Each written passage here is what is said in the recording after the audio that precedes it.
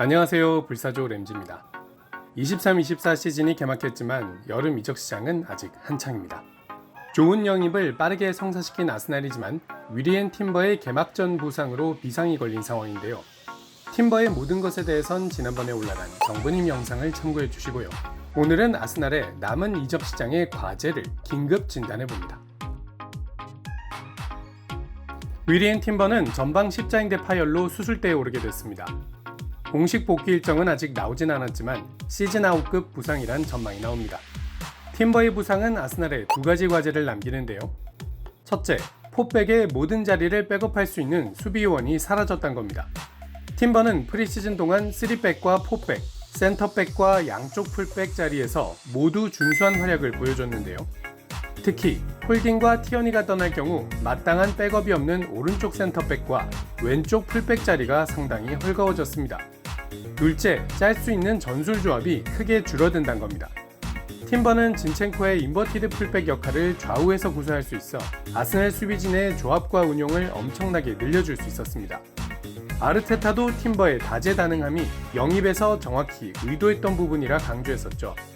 팀버의 빈자리에 단순히 아무 수비수 한 명을 추가한다고 해서 그 손실이 메꿔지는 게 아니란 뜻입니다. 즉 아스날은 남은 이적 시장에서 작년보다 양적으로 더 나은 수비 뎁스를 확보하면서 동시에 질적으로 더 변화무쌍한 축구를 구사할 수 있는 스쿼드를 만들어야 한다는 이야기입니다. 이번 여름 아스날은 각 포지션을 확실하게 업그레이드하는 방향으로 영입을 진행했습니다. 맷 터너를 다비드 라야로, 그라니트 자카를 카이 하베르츠로 바꿨고 상대적으로 나이가 많은 3선에 데클란 라이스라는 젊은 선수를 데려와 세대 교체를 시작했죠. 마르키뉴스가 임대를 가고 발로건과 페페가 떠날 것으로 예상되는 공격진은 사카 백업이라는 영원한 과제가 남아있고요. 파티노가 임대를 떠난 중원은 로콩가만 처분하면 모든 과제가 끝납니다.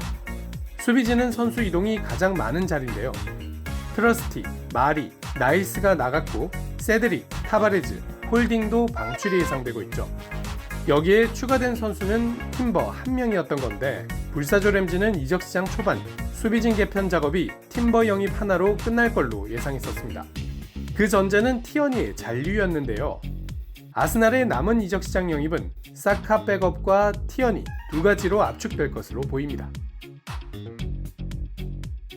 아스날과 링크가 있었던 수비수들은 많습니다.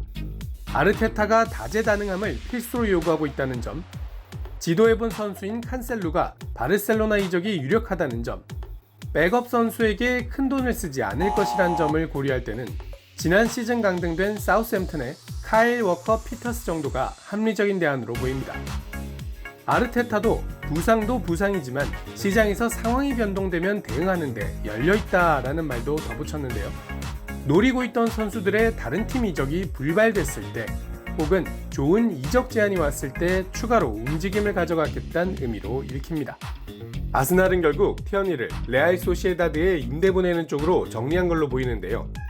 최근 기자회견에서 티어니는 당연히 팀 플랜의 일부다. 티어니를 내보낼 계획은 없다라고 대답한 것에 비하면 180도 달라진 스탠스입니다.